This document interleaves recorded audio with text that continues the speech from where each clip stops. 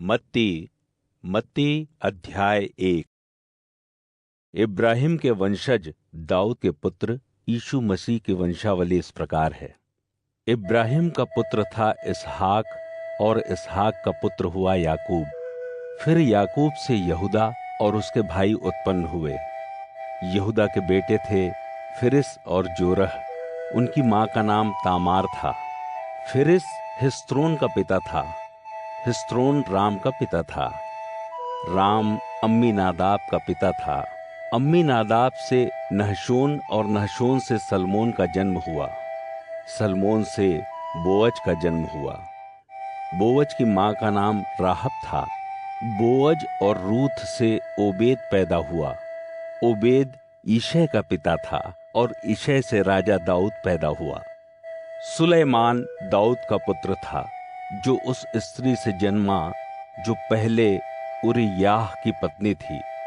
सुलैमान रहबाम का पिता था, और रहबाम अबियाह का पिता था। अबियाह से आसा का जन्म हुआ, और आसा यहोशाफात का पिता बना। फिर यहोशाफात से योराम, और योराम से उज्जियाह का जन्म हुआ। उज्जियाह योताम का पिता था, और योताम आहाज का। फिर आहाज से हिजकियाह, और हिजकियाह से मनश्शीह का जन्म हुआ। मनश्शीह आमोन का पिता बना, और आमोन योशियाह का। फिर इस्राएल के लोगों को बंदी बनाकर बेबीलोन ले जाते समय योशियाह से यकुन्याह और उसके भाइयों ने जन्म लिया। बेबीलोन में ले जाए जाने के बाद यकुन्याह शालतिएल का पिता बना, और फिर शालतिएल से जरुब्बाबिल, तथा जरुब्बाबिल से अबीहूद पैदा हुए। अबीहूद इल्याकिम का, और इल्याकिम अजोर का पिता बना। अजोर सदोक का पिता था। सदोक से अखीम, और अखीम से इलीहूद पैदा हुए। इलीहूद इलियाजार का पिता था, और इलियाजार मतान का। मतान याकूब का पिता बना, और याकूब से यूसुफ पैदा हुआ, जो मरियम का पति था। मरियम से यीशु का जन्म हुआ, जो मसीह कहलाया। इस प्रकार इब्राहिम से दाऊद तक 14 पीढ़ियां हुई, और दाऊद से लेकर बंदी बनाकर बाबुल पहुंचाए जाने तक की 14 पीढ़ियां, तथा बंदी बनाकर बाबुल पहुंचाए जाने से मसीह के जन्म तक 14 पीढ़ियां और हुई। यीशु मसीह का जन्म इस प्रकार हुआ। जब उसकी माता मरियम की यूसुफ के साथ सगाई हुई, तो विवाह होने से पहले ही पता चला कि वह पवित्र आत्मा की शक्ति से गर्भवती है। किंतु उसका भावी पति यूसुफ एक अच्छा व्यक्ति था, और इसे प्रकट करके लोगों में उसे बदनाम करना नहीं चाहता था। इसलिए उसने निश्चय किया कि चुपके से वह सगाई तोड़ दे। किंतु जब वह इस बारे में सोच ही रहा था, सपने में उसके सामने प्रभु के दूत ने प्रकट होकर उससे कहा, ओ दाऊद के पुत्र यूसुफ, मरियम को पत्नी बनाने से मत डर, क्योंकि जो बच्चा उसके गर्भ में है वह पवित्र आत्मा की ओर से है। वह एक पुत्र को जन्म देगी, तो उसका नाम यीशु रखना, क्योंकि वह अपने लोगों को उनके पापों से उद्धार करेगा। यह सब कुछ इसलिए हुआ है कि प्रभु ने भविष्यवक्ता द्वारा जो कुछ कहा था पूरा हो। सुनो, एक कुंवारी कन्या गर्भवती होकर एक पुत्र को जन्म देगी। उसका नाम इमानुएल रखा जाएगा, जिसका अर्थ है परमेश्वर हमारे साथ है। जब यूसुफ नींद से जागा, तो उसने वही किया जिसे करने की प्रभु के दूत ने उसे आज्ञा दी थी। वह मरियम को ब्याह कर अपने घर ले आया, किंतु जब तक उसने पुत्र को जन्म नहीं दे दिया, वह उसके साथ नहीं सोया। यूसुफ ने बेटे का नाम यीशु रखा। मत्ती अध्याय 2। हेरोदेस जब राज कर रहा था, उन्हीं दिनों यहूदिया के बैतलहम में यीशु का जन्म हुआ। कुछ ही समय बाद कुछ विद्वान जो सितारों का अध्ययन करते थे पूर्व से यरूशलेम आए। उन्होंने पूछा, यहूदियों का नवजात राजा कहाँ है? हमने उसके सितारे को आकाश में देखा है, इसलिए हम पूछ रहे हैं। हम उसकी आराधना करने आए हैं। जब राजा हेरोदेस ने यह सुना तो वह बहुत बेचैन हुआ और उसके साथ यरूशलेम के दूसरे सभी लोग भी चिंता करने लगे। सो उसने यहूदी समाज के सभी प्रमुख याजकों और धर्मशास्त्रियों को इकट्ठा करके उनसे पूछा कि मसीह का जन्म कहाँ होना है। उन्होंने उसे बताया, यहूदिया के बैतलहम में, क्योंकि भविष्यवक्ता द्वारा लिखा गया है कि ओ यहूदा की धरती पर स्थित बैतलहम, तो यहूदा के अधिकारियों में किसी प्रकार भी सबसे छोटा नहीं, क्योंकि तुझ में से एक शासक प्रकट होगा जो मेरे लोगों इस्राएल की देखभाल करेगा। तब हेरोदेस ने सितारों का अध्ययन करने वाले उन विद्वानों को बुलाया और पूछा कि वह सितारा किस समय प्रकट हुआ था। फिर उसने उन्हें बैतलहम भेजा और कहा, जाओ उस शिशु के बारे में अच्छी तरह से पता लगाओ, और जब वह तुम्हें मिल जाए तो मुझे बताओ, ताकि मैं भी आकर उसकी उपासना कर सकूं। फिर वे राजा की बात सुनकर चल दिए। वह सितारा भी जिसे आकाश में उन्होंने देखा था उनके आगे आगे जा रहा था। फिर जब वह स्थान आया जहां वह बालक था तो सितारा उसके ऊपर रुक गया। जब उन्होंने यह देखा तो वे बहुत आनंदित हुए। वे घर के भीतर गए और उन्होंने उसकी माता मरियम के साथ बालक के दर्शन किए। उन्होंने साष्टांग प्रणाम करके उसकी उपासना की। फिर उन्होंने बहुमूल्य वस्तुओं की अपनी पिटारी खोली और सोना, लोबान और गंधरस के उपहार उसे अर्पित किए। किंतु परमेश्वर ने एक स्वप्न में उन्हें सावधान कर दिया कि वे वापस हेरोदेस के पास न जाएं। सो वे एक दूसरे मार्ग से अपने देश को लौट गए। जब वे चले गए तो यूसुफ को सपने में प्रभु के एक दूत ने प्रकट होकर कहा, उठ, बालक और उसकी माँ को लेकर चुपके से मिस्र चला जा, और मैं जब तक तुझसे ना कहूँ वहीं ठहरना, क्योंकि हेरोदेस इस बालक को मरवा डालने के लिए ढूंढेगा। सो यूसुफ खड़ा हुआ तथा बालक और उसकी माता को लेकर रात में ही मिस्र के लिए चल पड़ा।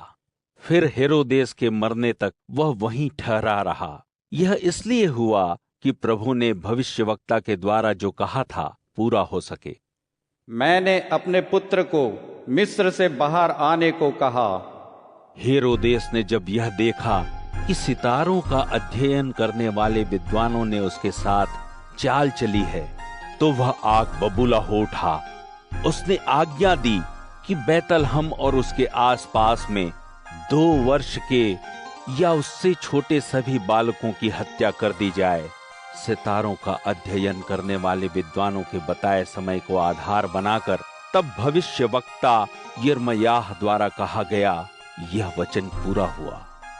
रामाह में दुख भरा एक शब्द सुना गया। शब्द रोने का, गहरे विलाप का था। राहेल अपने शिशुओं के लिए रोती थी, चाहती नहीं थी कोई उसे धीरज बंधाए, क्योंकि उसके तो सभी बालक मर चुके थे।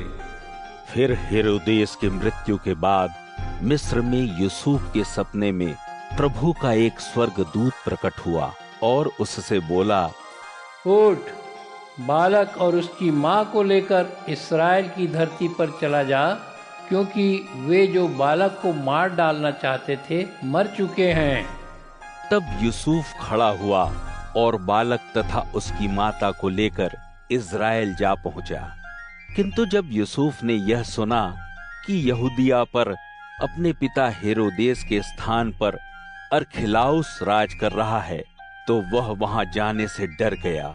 किंतु सपने में परमेश्वर से आदेश पाकर वह गलील प्रदेश के लिए चल पड़ा और वहां नासरत नाम के नगर में घर बनाकर रहने लगा, ताकि भविष्यवक्ताओं द्वारा कहा गया वचन पूरा हो कि वह नासरी कहलाएगा।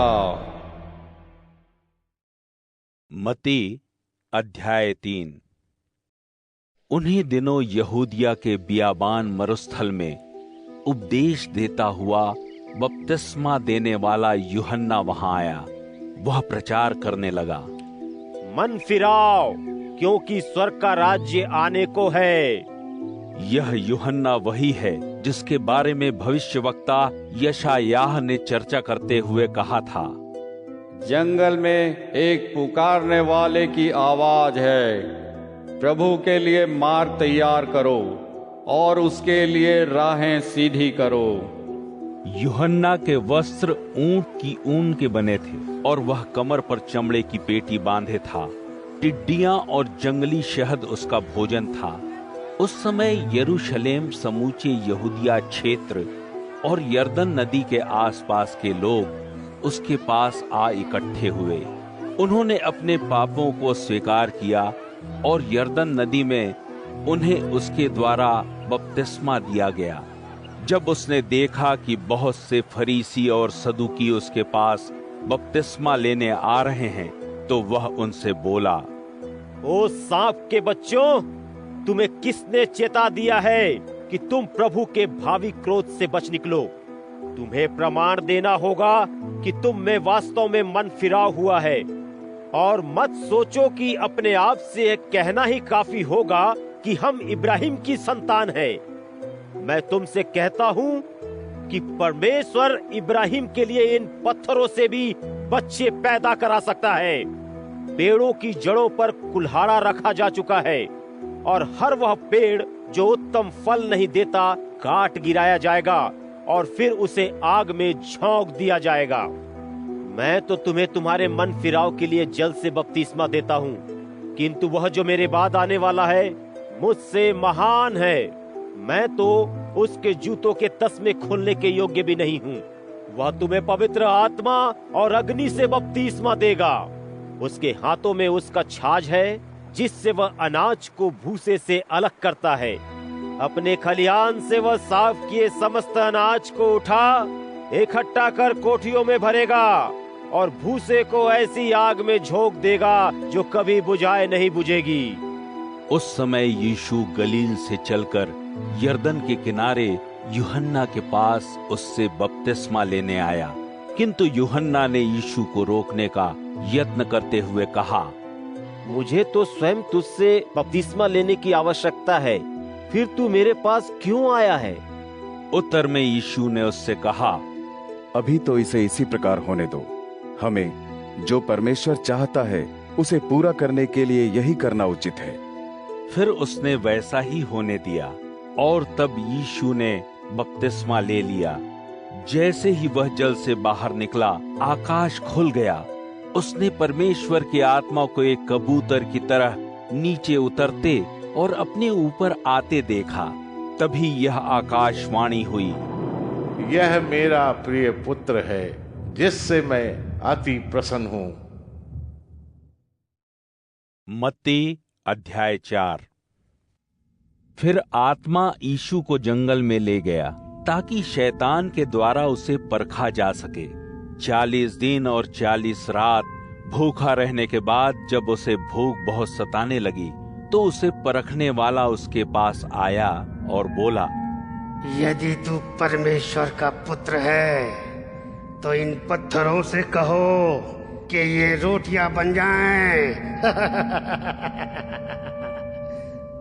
यीशु ने उत्तर दिया, शास्त्र में लिखा है, मनुष्य केवल रोटी से ही नहीं जीता, बल्कि वह प्रत्येक उस शब्द से जीता है जो परमेश्वर के मुख से निकलता है। फिर शैतान उसे यरूशलेम के पवित्र नगर में ले गया। वहां मंदिर के सबसे ऊंची बुर्ज पर खड़ा करके उसने उससे कहा, यदि तू परमेश्वर का पुत्र है तो नीचे कूद पड़, क्योंकि शास्त्र में लिखा है, वह तेरी देखभाल के लिए अपने दूतों को आज्ञा देगा और वे तुझे हाथों हाथ उठा लेंगे ताकि तेरे पैरों में कोई पत्थर तक ना लगे। यीशु ने उत्तर दिया, किंतु शास्त्र यह भी कहता है, अपने प्रभु परमेश्वर को परीक्षा में मत डाल।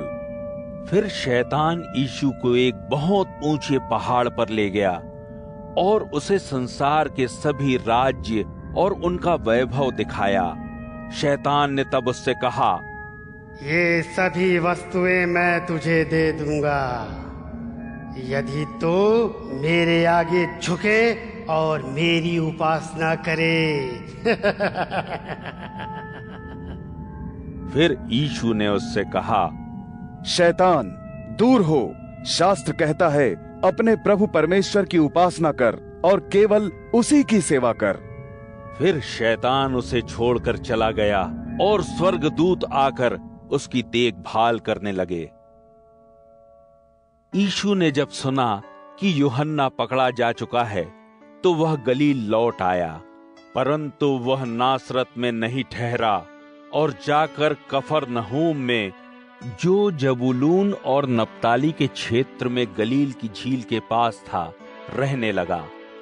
यह इसलिए हुआ कि परमेश्वर ने भविष्यवक्ता यशायाह के द्वारा जो कहा वो पूरा हो।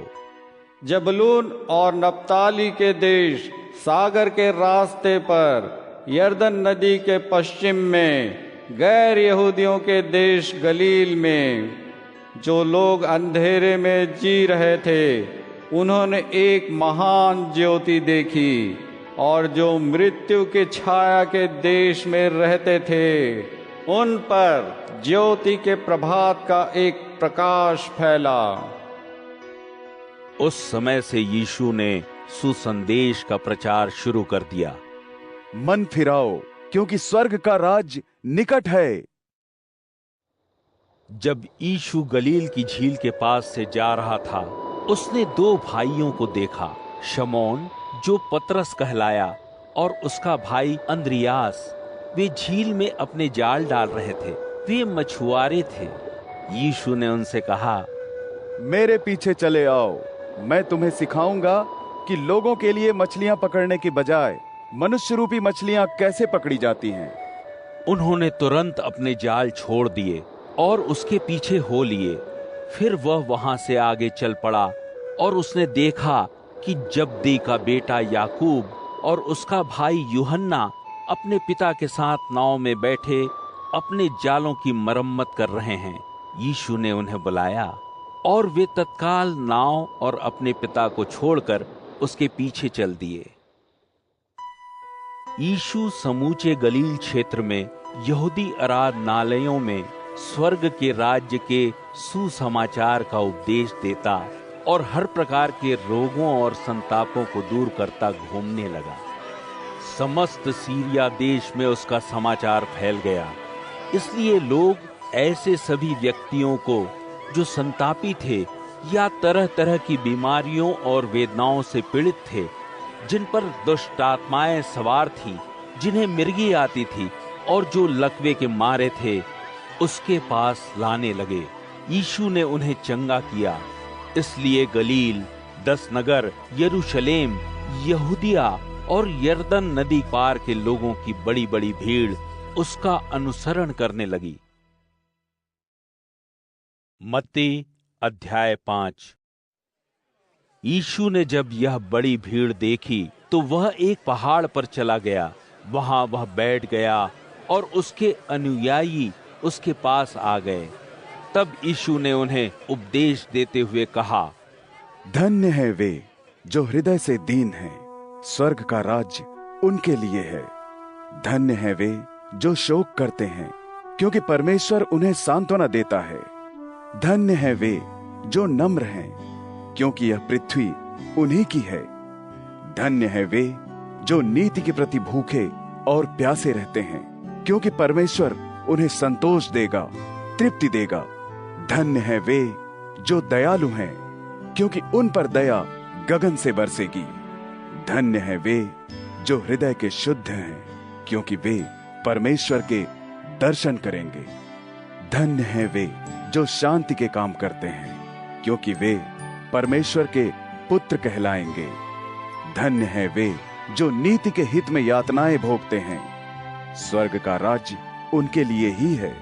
और तुम भी धन्य हो, क्योंकि जब लोग तुम्हारा अपमान करें, तुम्हें यातनाएं दें और मेरे लिए तुम्हारे विरोध में तरह तरह की झूठी बातें कहें, बस इसलिए कि तुम मेरे अनुयायी हो, तब तुम प्रसन्न रहना, आनंद से रहना, क्योंकि स्वर्ग में तुम्हें इसका प्रतिफल मिलेगा। यह वैसा ही है जैसे तुमसे पहले के भविष्यवक्ताओं को लोगों ने सताया था।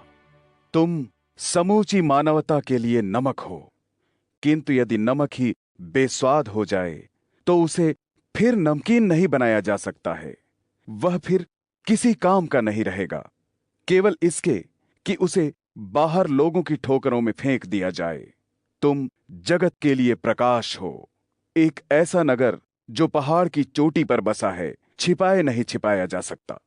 लोग दिया जलाकर किसी बाल्टी के नीचे उसे नहीं रखते, बल्कि उसे दीवट पर रखा जाता है और वह घर के सब लोगों को प्रकाश देता है। लोगों के सामने तुम्हारा प्रकाश ऐसे चमके कि वे तुम्हारे अच्छे कामों को देखें और स्वर्ग में स्थित तुम्हारे परम पिता की महिमा का बखान करें। यह मत सोचो कि मैं मूसा के धर्म नियम या भविष्यवक्ताओं के लिखे को नष्ट करने आया हूं। मैं उन्हें नष्ट करने नहीं, बल्कि उन्हें पूर्ण करने आया हूं। मैं तुमसे सत्य कहता हूं कि जब तक धरती और आकाश समाप्त नहीं हो जाते, मूसा की व्यवस्था का एक एक शब्द और एक एक अक्षर बना रहेगा। वह तब तक बना रहेगा जब तक वह पूरा नहीं हो लेता। इसलिए जो इन आदेशों में से किसी छोटे से छोटे को भी तोड़ता है और लोगों को भी वैसा ही करना सिखाता है, वह स्वर्ग के राज्य में कोई महत्व नहीं पाएगा। किंतु जो उन पर चलता है और दूसरों को उन पर चलने का उपदेश देता है, वह स्वर्ग के राज्य में महान समझा जाएगा। मैं तुमसे सत्य कहता हूं कि जब तक तुम व्यवस्था के उपदेशकों और फरीसियों से धर्म के आचरण में आगे न निकल जाओ, तुम स्वर्ग के राज्य में प्रवेश नहीं पाओगे।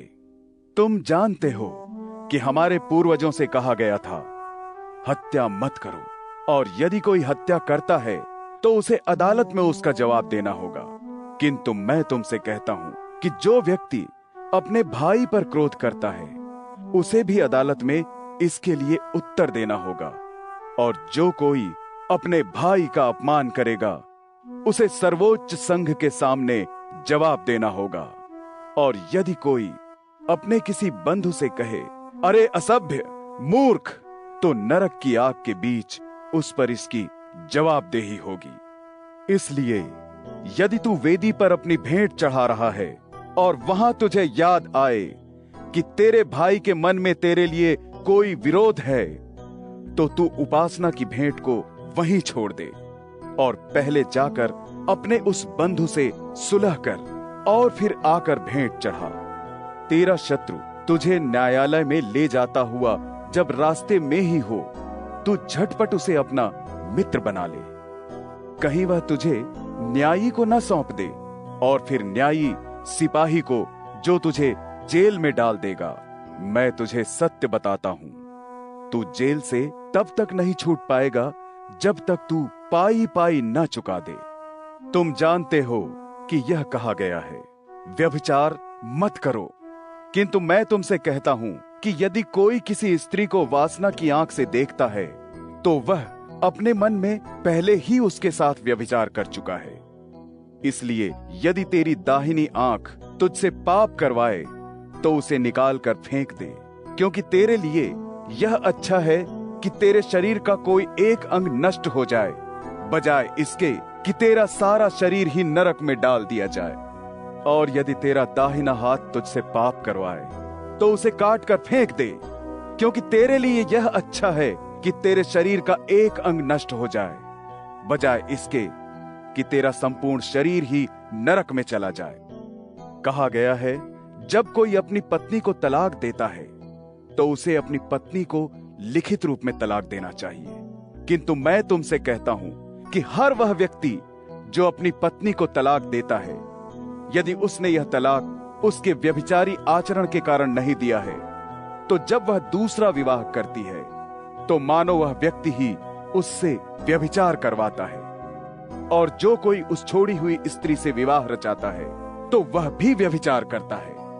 तुमने यह भी सुना है कि हमारे पूर्वजों से कहा गया था, तू शपथ मत तोड़, बल्कि प्रभु से की गई प्रतिज्ञाओं को पूरा कर।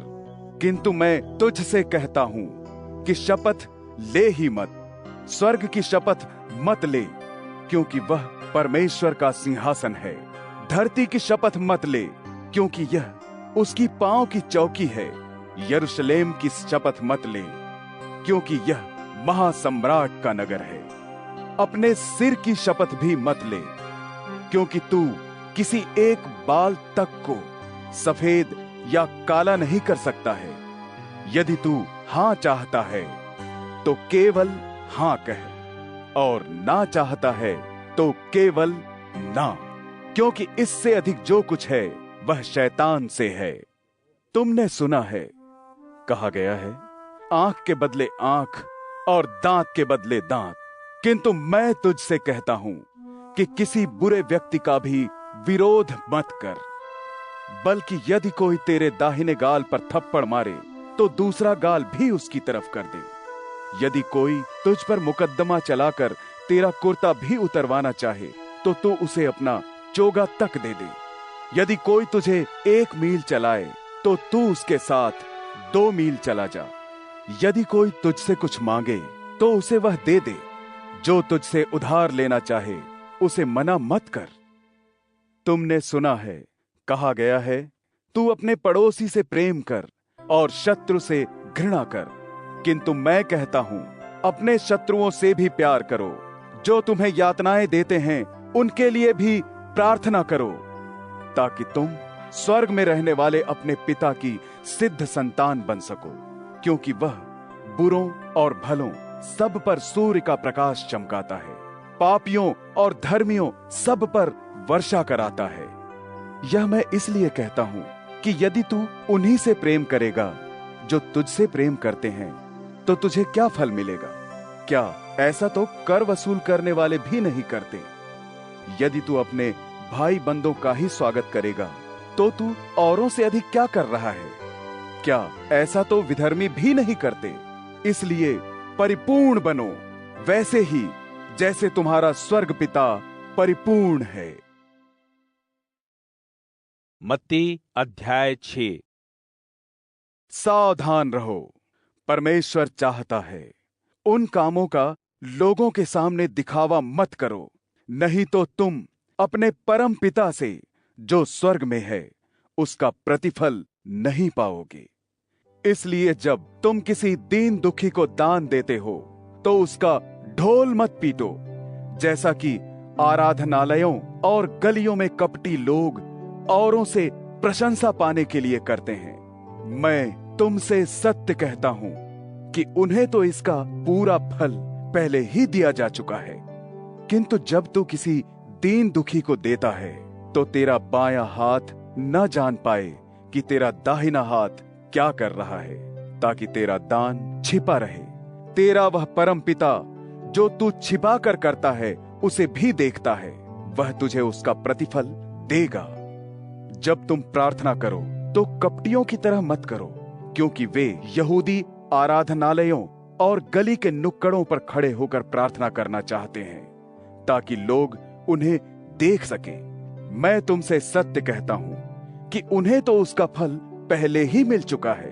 किंतु जब तू प्रार्थना करे, अपनी कोठरी में चला जा और द्वार बंद करके गुप्त रूप से अपने परम पिता से प्रार्थना कर। फिर तेरा परम पिता जो तेरे छिप कर किए गए कर्मों को देखता है, तुझे उनका प्रतिफल देगा। जब तुम प्रार्थना करते हो तो विधर्मियों की तरह यूं ही निरर्थक बातों को बार बार मत दोहराते रहो। वे तो यह सोचते हैं कि उनके बहुत बोलने से उनकी सुन ली जाएगी, इसलिए उनके जैसे मत बनो, क्योंकि तुम्हारा परम पिता तुम्हारे मांगने से पहले ही जानता है कि तुम्हारी आवश्यकता क्या है। इसलिए इस प्रकार प्रार्थना करो, स्वर्ग धाम में हमारे पिता, तेरा नाम पवित्र रहे, जगत में तेरा राज्य आए, तेरी इच्छा जैसे स्वर्ग में पूरी होती है वैसे ही पृथ्वी पर भी पूरी हो। दिन प्रतिदिन का आहार तू आज हमें दे। अपराधों को क्षमा दान कर, जैसे हमने अपने अपराधी क्षमा किए। हमें परीक्षा में न ला, परंतु बुराई से बचा।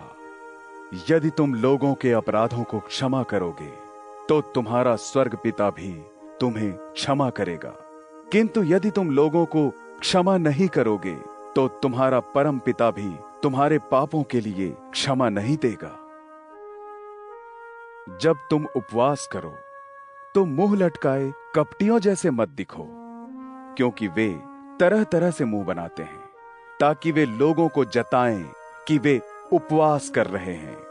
मैं तुमसे सत्य कहता हूं, उन्हें तो पहले ही उनका प्रतिफल मिल चुका है। किंतु जब तू उपवास रखे, तो अपने सिर पर सुगंध मल और अपना मुंह धो, ताकि लोग यह न जाने कि तू उपवास कर रहा है, बल्कि तेरा परम पिता, जिसे तू देख नहीं सकता, देखे कि तू उपवास कर रहा है। तब तेरा परम पिता, जो तेरे छिप कर किए गए सब कर्मों को देखता है, तुझे उनका प्रतिफल देगा। अपने लिए धरती पर भंडार मत भरो, क्योंकि उसे कीड़े और जंग नष्ट कर देंगे। चोर सेंध लगाकर उसे चुरा सकते हैं, बल्कि अपने लिए स्वर्ग में भंडार भरो, जहां उसे कीड़े या जंग नष्ट नहीं कर पाते, और चोर भी वहां सेंध लगाकर उसे चुरा नहीं पाते। याद रखो, जहां तुम्हारा भंडार होगा, वहीं तुम्हारा मन भी रहेगा। शरीर के लिए प्रकाश का स्रोत आंख है, इसलिए यदि तेरी आंख ठीक है, तो तेरा सारा शरीर प्रकाशवान रहेगा। किंतु यदि तेरी आंख बुरी हो जाए, तो तेरा सारा शरीर अंधेरे से भर जाएगा। इसलिए वह एकमात्र प्रकाश जो तेरे भीतर है, यदि अंधकारमय हो जाए, तो वह अंधेरा कितना गहरा होगा। कोई भी एक साथ दो स्वामियों का सेवक नहीं हो सकता, क्योंकि वह एक से घृणा करेगा और दूसरे से प्रेम, या एक के प्रति समर्पित रहेगा और दूसरे का तिरस्कार करेगा। तुम धन और परमेश्वर दोनों की एक साथ सेवा नहीं कर सकते। मैं तुमसे कहता हूं, अपने जीने के लिए खाने पीने की चिंता छोड़ दो, अपने शरीर के लिए वस्त्रों की चिंता छोड़ दो। निश्चय ही जीवन भोजन से और शरीर कपड़ों से अधिक महत्वपूर्ण है। देखो, आकाश के पक्षी न तो बुआई करते हैं और न कटाई, न ही वे कोठारों में अनाज भरते हैं, किंतु तुम्हारा स्वर्गीय पिता उनका भी पेट भरता है। क्या तुम उनसे कहीं अधिक महत्वपूर्ण नहीं हो? तुम में से क्या कोई ऐसा है जो चिंता करके अपने जीवन काल में एक घड़ी भी और बढ़ा सकता है? और तुम अपने वस्त्रों की क्यों सोचते हो? सोचो जंगल के फूलों की, वे कैसे खिलते हैं। वे न कोई काम करते हैं और न अपने लिए कपड़े बनाते हैं। मैं तुमसे कहता हूं कि सुलेमान भी अपने सारे वैभव के साथ उनमें से किसी एक के समान भी नहीं सज सका।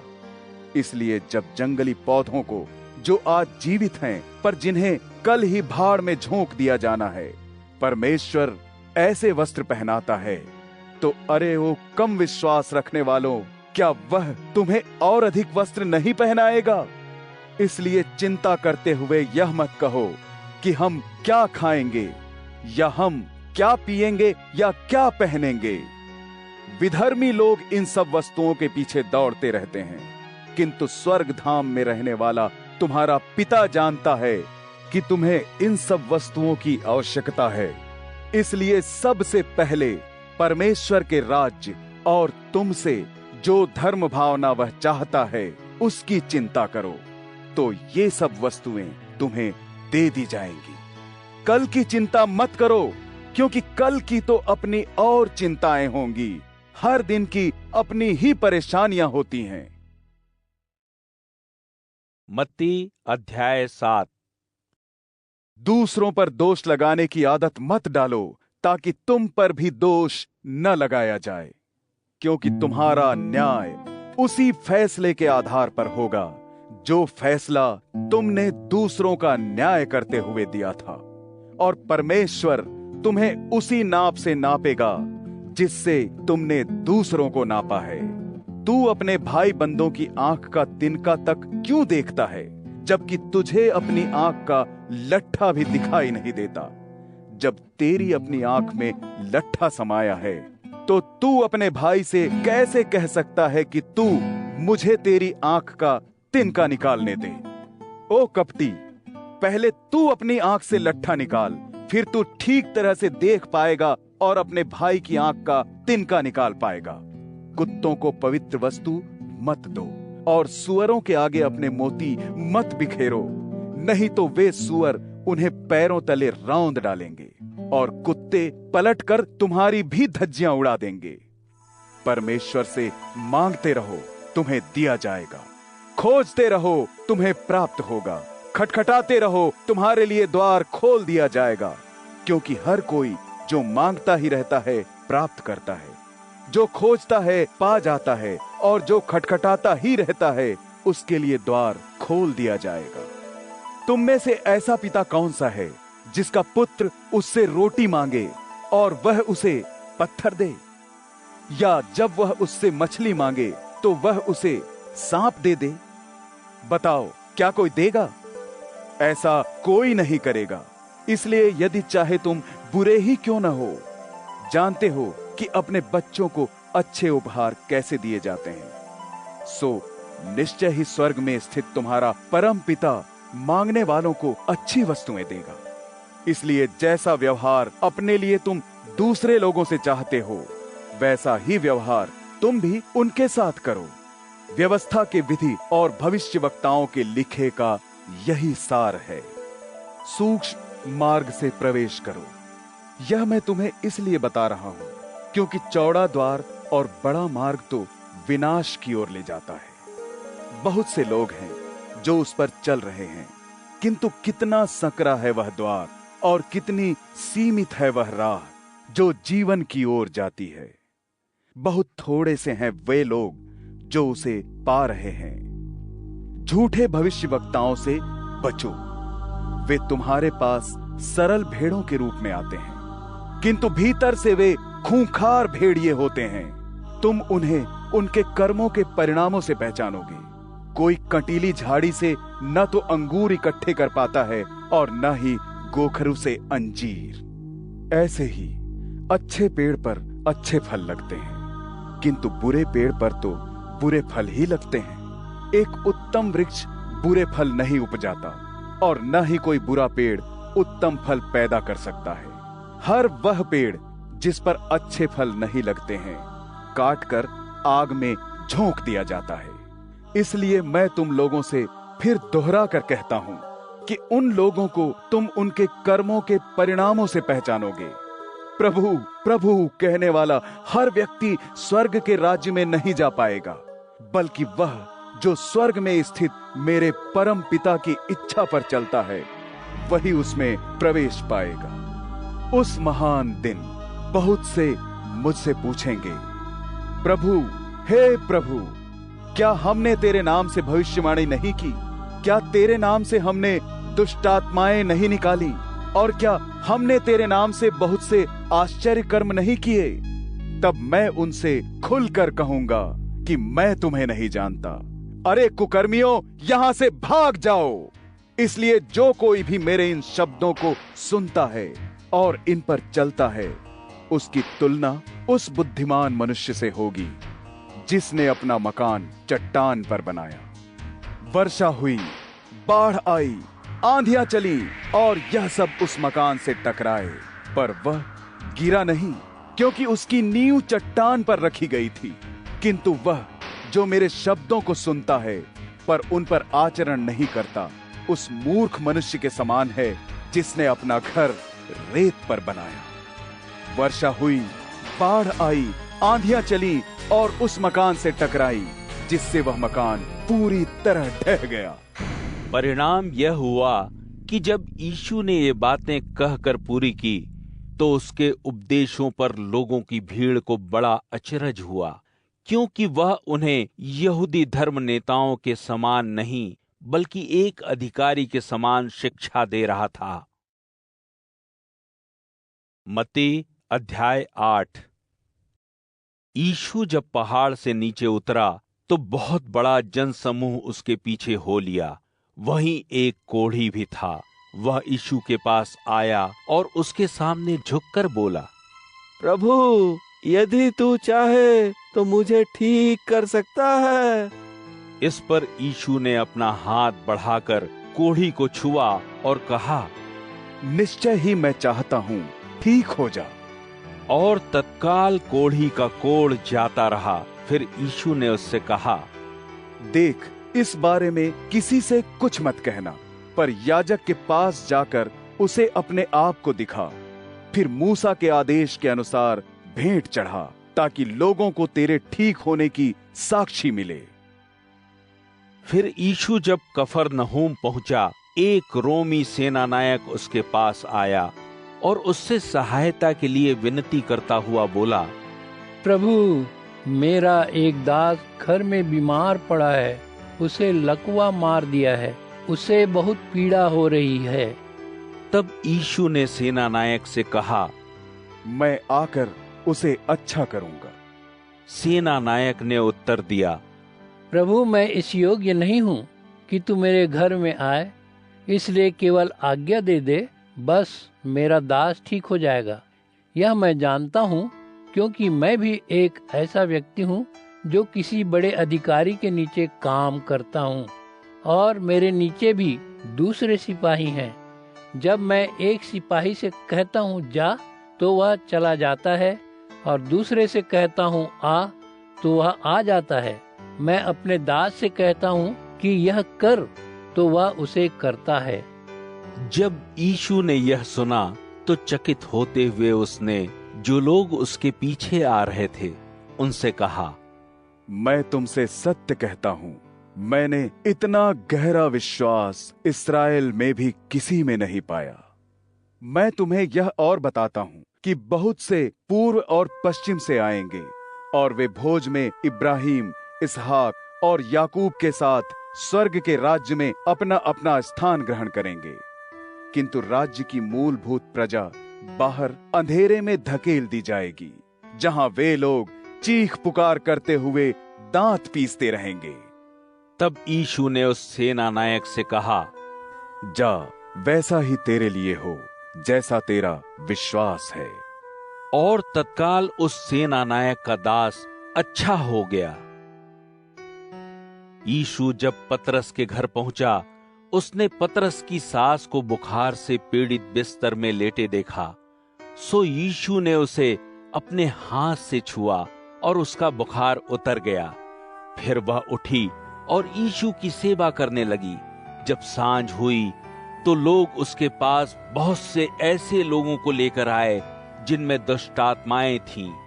अपनी एक ही आज्ञा से उसने दुष्ट आत्माओं को निकाल दिया।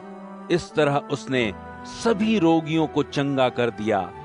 यह इसलिए हुआ ताकि परमेश्वर ने भविष्यवक्ता यशायाह द्वारा जो कुछ कहा था पूरा हो।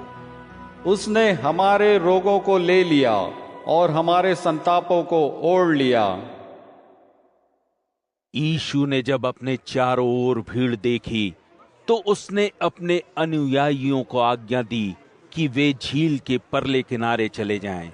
तब एक यहूदी धर्मशास्त्री उसके पास आया और बोला, गुरु, जहाँ कहीं तू जाएगा मैं तेरे पीछे चलूंगा। इस पर यीशु ने उससे कहा, लोमड़ियों की खोह और आकाश के पक्षियों के घोंसले होते हैं, किंतु मनुष्य के पुत्र के पास सिर टिकाने को भी कोई स्थान नहीं है। और उसके एक शिष्य ने उससे कहा, प्रभु, पहले मुझे जाकर अपने पिता को गाड़ने की अनुमति दे।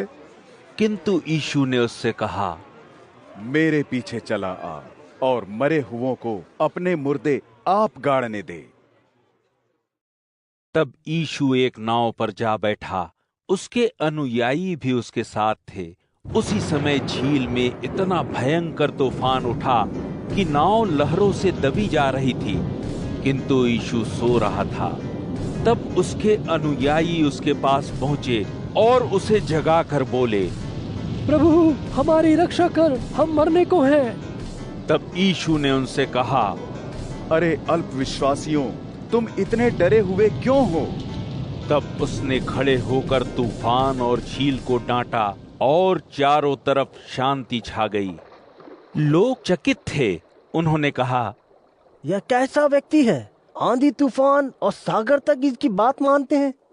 जब यीशु झील के उस पार गदरेनियों के देश पहुंचा तो उसे कब्रों से निकलकर आते 2 व्यक्ति मिले जिनमें दुष्ट आत्माएं थीं। वे इतने भयानक थे कि उस राह से कोई निकल तक नहीं सकता था। वे चिल्लाए, हे परमेश्वर के पुत्र,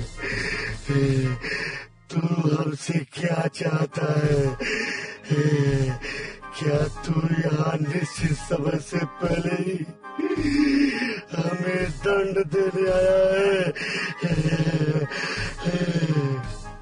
वहां कुछ ही दूरी पर बहुत से सूअरों का एक रेवड़ चर रहा था। सो उन दुष्ट आत्माओं ने उससे विनती करते हुए कहा, यदि तुझे हमें बाहर निकालना ही है तो हमें सूअरों के उस झुंड में भेज दे।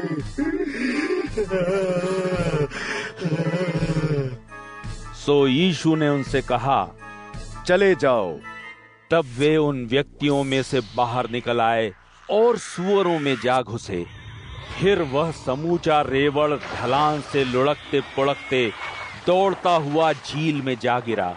सभी सूअर पानी में डूबकर मर गए। सूअर के रेवड़ों के रखवाले तब वहां से दौड़ते हुए नगर में आए और सूअरों के साथ तथा दुष्ट आत्माओं से ग्रस्त उन व्यक्तियों के साथ जो कुछ हुआ था कह सुनाया। फिर तो नगर के सभी लोग यीशु से मिलने बाहर निकल पड़े। जब उन्होंने यीशु को देखा तो उससे विनती की कि वह उनके यहां से कहीं और चला जाए। मत्ती अध्याय 9। फिर यीशु एक नाव पर जा चढ़ा और झील के पार अपने नगर आ गया। लोग लकवे के एक रोगी को खाट पर लिटाकर उसके पास लाए। यीशु ने जब उनके विश्वास को देखा तो उसने लकवे के रोगी से कहा, हिम्मत रख हे बालक, तेरे पाप को क्षमा किया गया। तभी कुछ यहूदी धर्मशास्त्री आपस में कहने लगे, यह व्यक्ति यीशु अपने शब्दों से परमेश्वर का अपमान करता है। यीशु क्योंकि जानता था कि वे क्या सोच रहे हैं, उनसे बोला, तुम अपने मन में बुरे विचार क्यों आने देते हो? अधिक सहज क्या है, यह कहना कि तेरे पाप क्षमा हुए, या यह कहना खड़ा हो और चल पड़, ताकि तुम यह जान सको कि पृथ्वी पर पापों को क्षमा करने की शक्ति मनुष्य के पुत्र में है। यीशु ने लकवे के मारे से कहा, खड़ा हो, अपना बिस्तर उठा और घर चला जा। वह लकवे का रोगी खड़ा होकर अपने घर चला गया। जब भीड़ में लोगों ने यह देखा तो वे श्रद्धामय विस्मय से भर उठे और परमेश्वर की स्तुति करने लगे, जिसने मनुष्य को ऐसी शक्ति दी। यीशु जब वहां से जा रहा था तो उसने चुंगी की चौकी पर बैठे एक व्यक्ति को देखा। उसका नाम मत्ती था। यीशु ने उससे कहा, मेरे पीछे चला आ। इस पर मत्ती खड़ा हुआ और उसके पीछे हो लिया। ऐसा हुआ कि जब यीशु मत्ती के घर बहुत से चुंगी वसूलने वालों और पापियों के साथ अपने अनुयायियों समेत भोजन कर रहा था तो उसे फरीसियों ने देखा। वे यीशु के अनुयायियों से पूछने लगे, तुम्हारा गुरु चुंगी वसूलने वालों और दुष्टों के साथ खाना क्यों खा रहा है? यह सुनकर यीशु उनसे बोला, स्वस्थ लोगों को नहीं बल्कि रोगियों को एक चिकित्सक की आवश्यकता होती है। इसलिए तुम लोग जाओ और समझो कि शास्त्र के इस वचन का अर्थ क्या है। मैं बलिदान नहीं चाहता बल्कि दया चाहता हूँ। मैं धर्मियों को नहीं बल्कि पापियों को बुलाने आया हूँ। फिर बपतिस्मा देने वाले यूहन्ना के शिष्य यीशु के पास गए और उससे पूछा, हम और फरीसी बार बार उपवास क्यों करते हैं और तेरे अनुयायी क्यों नहीं करते? फिर यीशु ने उन्हें बताया, क्या दूल्हे के साथी जब तक दूल्हा उनके साथ है शोक मना सकते हैं, किंतु वे दिन आएंगे जब दूल्हा उनसे छीन लिया जाएगा। फिर उस समय वे दुखी होंगे और उपवास करेंगे। बिना सिकुड़े नए कपड़े का पैबंद पुरानी पोशाक पर कोई नहीं लगाता, क्योंकि यह पैबंद पोशाक को और अधिक फाड़ देगा और कपड़े की खींच और बढ़ जाएगी। नया दाख रस पुरानी मशकों में नहीं भरा जाता, नहीं तो मशकें फट जाती हैं और दाख रस बहकर बिखर जाता है और मशकें भी नष्ट हो जाती हैं। इसलिए लोग नया दाख रस नई मशकों में भरते हैं, जिससे दाख रस और मशक दोनों ही सुरक्षित रहते हैं। यीशु उन लोगों को जब ये बातें बता ही रहा था, तभी यहूदी आराधनालय का एक मुखिया उसके पास आया और उसके सामने झुककर विनती करते हुए बोला, अभी अभी मेरी बेटी मर गई है, तू चलकर यदि उस पर अपना हाथ रख दे तो वह फिर से जी उठेगी। इस पर यीशु खड़ा होकर अपने शिष्यों समेत उसके साथ चल दिया। वहीं एक ऐसी स्त्री थी जिसे 12 साल से बहुत अधिक रक्त बह रहा था। वह पीछे से यीशु के निकट आई और उसके वस्त्र की कन्नी छू ली। वह मन में सोच रही थी, यदि मैं तनिक भी इसका वस्त्र छू पाऊं तो ठीक हो जाऊंगी। मुड़कर उसे देखते हुए यीशु ने कहा, बेटी हिम्मत रख, तेरे विश्वास ने तुझे अच्छा कर दिया है। और वह स्त्री तुरंत उसी क्षण ठीक हो गई। उधर यीशु जब यहूदी धर्म सभा के मुखिया के घर पहुंचा तो उसने देखा कि शोक धुन बजाते हुए बांसुरी वादक और वहां इकट्ठे हुए लोग लड़की की मृत्यु पर शोक कर रहे हैं। तब यीशु ने लोगों से कहा, यहां से बाहर जाओ, लड़की मरी नहीं है, वह तो सो रही है। इस पर लोग उसकी हंसी उड़ाने लगे। फिर जब भीड़ के लोगों को बाहर भेज दिया गया तो यीशु ने लड़की के कमरे में जाकर उसका हाथ पकड़ा और वह उठ बैठी। इसका समाचार उस सारे क्षेत्र में फैल गया। यीशु जब वहां से जाने लगा तो 2 अंधे व्यक्ति उसके पीछे हो लिए। वे पुकार रहे थे, हे दाऊद के पुत्र, हम पर दया कर। यीशु जब घर के भीतर पहुंचा तो वे अंधे उसके पास आए। तब यीशु ने उनसे कहा, क्या तुम्हें विश्वास है कि मैं तुम्हें फिर से आंखें दे सकता हूं? उन्होंने उत्तर दिया, हाँ प्रभु। इस पर यीशु ने उनकी आंखों को छूते हुए कहा, तुम्हारे लिए वैसा ही हो जैसा तुम्हारा विश्वास है। और अंधों को दृष्टि मिल गई। फिर यीशु ने उन्हें चेतावनी देते हुए कहा, इसके विषय में किसी को पता नहीं चलना चाहिए।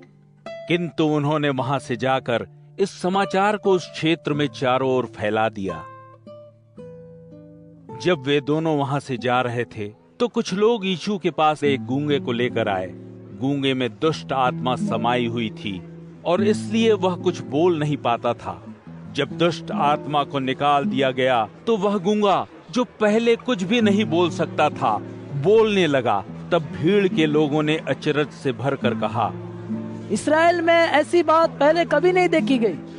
किंतु फरीसी कह रहे थे, वह दुष्ट आत्माओं को शैतान की सहायता से बाहर निकालता है।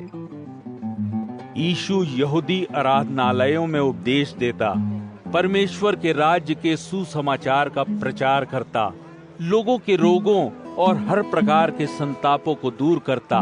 उस सारे क्षेत्र में गांव-गांव और नगर-नगर घूमता रहा था। यीशु जब किसी भीड़ को देखता तो उसके प्रति करुणा से भर जाता था, क्योंकि वे लोग वैसे ही सताए हुए और असहाय थे जैसे वे भेड़ें होती हैं जिनका कोई चरवाहा नहीं होता। तब यीशु ने अपने अनुयायियों से कहा, तैयार खेत तो बहुत हैं, किंतु मजदूर कम हैं। इसलिए फसल के प्रभु से प्रार्थना करो कि वह अपनी फसल को काटने के लिए मजदूर भेजें। मत्ती अध्याय 10। सो यीशु ने अपने 12 शिष्यों को पास बुलाकर उन्हें दुष्टात्माओं को बाहर निकालने और हर तरह के रोगों और संतापों को दूर करने की शक्ति प्रदान की। उन 12 प्रेरितों के नाम ये हैं। सबसे पहला शमौन, जो पतरस कहलाया, और उसका भाई अंद्रियास, जब्दी का बेटा याकूब और उसका भाई यूहन्ना, फिलिप्पुस, बरतुल्मै, थोमा, कर वसूलने वाला मत्ती, हल्फे का बेटा याकूब और तद्दै, शमौन, जिलोत और यहूदा इस्करियोती जिसने उसे धोखे से पकड़वाया था। यीशु ने इन 12 को बाहर भेजते हुए आज्ञा दी, गैर यहूदियों के क्षेत्र में मत जाओ तथा किसी भी सामरी नगर में प्रवेश मत करो, बल्कि इस्राएल के परिवार की खोई हुई भेड़ों के पास ही जाओ और उन्हें उपदेश दो। स्वर्ग का राज्य निकट है। बीमारों को ठीक करो, मरे हुओं को जीवन दो, कोढ़ियों को चंगा करो और दुष्टात्माओं को निकालो। तुमने बिना कुछ दिए प्रभु की आशीष और शक्तियां पाई हैं, इसलिए उन्हें दूसरों को बिना कुछ लिए मुक्त भाव से बांटो। अपने पटुके में सोना, चांदी या तांबा मत रखो। यात्रा के लिए कोई झोला तक मत लो। कोई फालतू कुर्ता, चप्पल और छड़ी मत रखो, क्योंकि मजदूर का उसके खाने पर अधिकार है। तुम लोग जब कभी किसी नगर या गांव में जाओ तो पता करो कि वहां विश्वास योग्य कौन है, फिर तब तक वहीं ठहरे रहो जब तक वहां से चल न दो। जब तुम किसी घर बार में जाओ तो परिवार के लोगों का सत्कार करते हुए कहो, तुम्हें शांति मिले। यदि घर बार के लोग योग्य होंगे तो तुम्हारा आशीर्वाद उनके साथ साथ रहेगा, और यदि वे इस योग्य न होंगे तो तुम्हारा आशीर्वाद तुम्हारे पास वापस आ जाएगा। यदि कोई तुम्हारा स्वागत न करे या तुम्हारी बात न सुने तो उस घर या उस नगर को छोड़ दो और अपने पांव में लगी वहां की धूल वहीं झाड़ दो। मैं तुमसे सत्य कहता हूं कि जब न्याय होगा उस दिन उस नगर की स्थिति से सदोम और अमोरा नगरों की स्थिति कहीं अच्छी होगी। सावधान, मैं तुम्हें ऐसे ही बाहर भेज रहा हूं जैसे भेड़ों को भेड़ियों के बीच में भेजा जाए। सो सांपों की तरह चतुर और कबूतरों के समान भोले बनो। लोगों से सावधान रहना, क्योंकि वे तुम्हें बंदी बनाकर यहूदी पंचायतों को सौंप देंगे और वे तुम्हें अपने आराधनालयों में कोड़ों से पिटवाएंगे। तुम्हें शासकों और राजाओं के सामने पेश किया जाएगा, क्योंकि तुम मेरे अनुयायी हो। तुम्हें अवसर दिया जाएगा कि तुम उनकी और गैर यहूदियों को मेरे बारे में गवाही दो। जब वे तुम्हें पकड़ें तो चिंता मत करना कि तुम्हें क्या कहना है और कैसे कहना है, क्योंकि उस समय तुम्हें बता दिया जाएगा कि तुम्हें क्या बोलना है। याद रखो, बोलने वाले तुम नहीं हो, बल्कि तुम्हारे परम पिता की आत्मा तुम्हारे भीतर बोलेगी। भाई अपने भाइयों को पकड़वाकर मरवा डालेंगे, माता पिता अपने बच्चों को पकड़वाएंगे और बच्चे अपने माँ बाप के विरुद्ध हो जाएंगे। वे उन्हें मरवा डालेंगे। मेरे नाम के कारण लोग तुमसे घृणा करेंगे, किंतु जो अंत तक टिका रहेगा उसी का उद्धार होगा। वे जब तुम्हें एक नगर में सताएं तो तुम दूसरे में भाग जाना। मैं तुमसे सत्य कहता हूं कि इससे पहले कि तुम इस्राएल के सभी नगरों का चक्कर पूरा करो, मनुष्य का पुत्र दोबारा आ जाएगा। शिष्य अपने गुरु से बड़ा नहीं होता और न ही कोई दास अपने स्वामी से बड़ा होता है। शिष्य को गुरु के बराबर होने में और दास को स्वामी के बराबर होने में ही संतोष करना चाहिए। जब वे घर के स्वामी को ही बेलजाबुल कहते हैं तो उसके घर के दूसरे लोगों के साथ तो और भी बुरा व्यवहार करेंगे। इसलिए उनसे डरना मत, क्योंकि जो कुछ छिपा है सब उजागर होगा और हर वह वस्तु जो गुप्त है प्रकट की जाएगी। मैं अंधेरे में जो कुछ तुमसे कहता हूं, मैं चाहता हूं उसे तुम उजाले में कहो। मैंने जो कुछ तुम्हारे कानों में कहा है, तुम उसकी मकान की छतों पर चढ़कर घोषणा करो। उनसे मत डरो जो तुम्हारे शरीर को नष्ट कर सकते हैं, किंतु तुम्हारी आत्मा को नहीं मार सकते। बस उस परमेश्वर से डरो जो तुम्हारे शरीर और तुम्हारी आत्मा को नरक में डालकर नष्ट कर सकता है। एक पैसे की 2 चिड़ियाओं में से भी एक तुम्हारे परम पिता के जाने बिना और उसकी इच्छा के बिना धरती पर नहीं गिर सकती। अरे तुम्हारे तो सिर का एक एक बाल तक गिना हुआ है, इसलिए डरो मत। तुम्हारा मूल्य तो वैसी अनेक चिड़ियाओं से कहीं अधिक है। जो कोई मुझे सब लोगों के सामने अपनाएगा, मैं भी उसे स्वर्ग में स्थित अपने परम पिता के सामने अपनाऊंगा। किंतु जो कोई मुझे सब लोगों के सामने नकारेगा, मैं भी उसे स्वर्ग में स्थित परम पिता के सामने नकारूंगा। यह मत सोचो कि मैं धरती पर शांति लाने आया हूं। शांति नहीं, बल्कि मैं तलवार का आवाहन करने आया हूं। मैं यह करने आया हूं, पुत्र पिता के विरोध में, पुत्री मां के विरोध में, बहू सास के विरोध में होंगे। मनुष्य के शत्रु उसके अपने घर के ही लोग होंगे।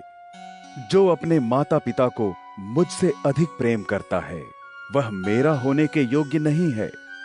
जो अपने बेटे बेटी को मुझसे ज्यादा प्यार करता है, वह मेरा होने के योग्य नहीं है। वह जो यातनाओं का अपना क्रूस स्वयं उठाकर मेरे पीछे नहीं हो लेता, मेरा होने के योग्य नहीं है। वह जो अपनी जान बचाने की चेष्टा करता है, अपने प्राण खो देगा, किंतु जो मेरे लिए अपनी जान देगा, वह जीवन पाएगा। जो तुम्हें अपनाता है, वह मुझे अपनाता है, और जो मुझे अपनाता है, वह उस परमेश्वर को अपनाता है जिसने मुझे भेजा है। जो किसी नबी को इसलिए अपनाता है कि वह नबी है, उसे वही प्रतिफल मिलेगा जो कि नबी को मिलता है। और यदि तुम किसी भले आदमी का इसलिए स्वागत करते हो कि वह भला आदमी है, उसे सचमुच वही प्रतिफल मिलेगा जो किसी भले आदमी को मिलना चाहिए। और यदि कोई मेरे इन भोले भाले शिष्यों में से किसी एक को भी इसलिए एक गिलास ठंडा पानी तक दे कि वह मेरा अनुयायी है, तो मैं तुमसे सत्य कहता हूं कि उसे इसका प्रतिफल निश्चय ही बिना मिले नहीं रहेगा।